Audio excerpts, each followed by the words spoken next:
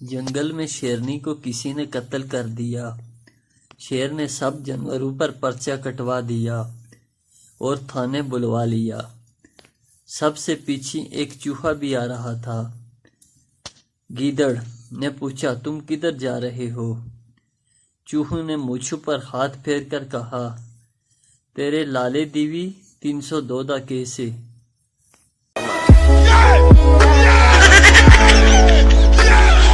بیوی، اگر شیر نے مجھ پر اور میری امی پر حملہ کر دیا تو تم کس کو بچاؤ گے؟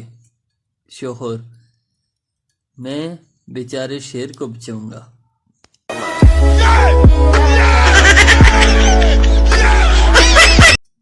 لڑکا، آئی لو یو۔ لڑکی، میں چاہتی ہوں کہ تم مجھے ذرا خطرناک انداز میں پرپوز کرو۔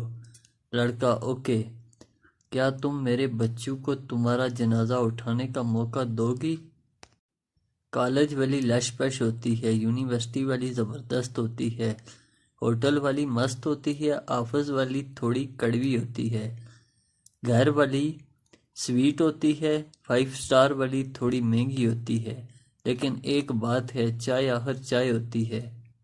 مگر آپ کی سوچ کو 21 توپوں کی سلامی۔ ایک لڑکی ایک میڈیکل سٹور کے باہر کھڑی سٹور میں رش کم ہونے کا انتظار کر رہی تھی۔ اس کے چہرے پر شرم کے ساتھ بے چینی اور بد تہذیبیت کے جذبات صاف جھلک رہے تھے۔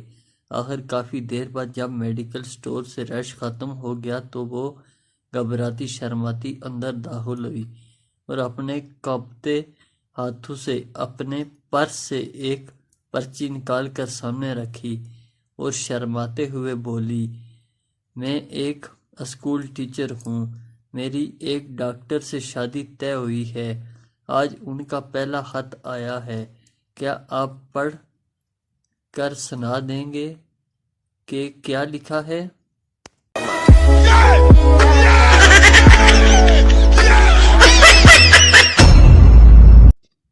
ایک مرتبہ ایک یورپی کتا ہمارے ملک آ گیا۔ ہمارے ملک کے کتوں نے پوچھا، بھائی آپ کے یہاں کوئی کمی ہے جو آپ ہمارے ملک میں آ گئے؟ اس نے کہا، وہاں کا رہن سہن، آب و ہوا، کھانا پینا اور معمولات زندگی یہاں سے کہیں بہتر ہے، لیکن بھوکنے کی جیسی آزادی جو آپ کے ملک میں ہے ویسی پوری دنیا میں کہیں نہیں۔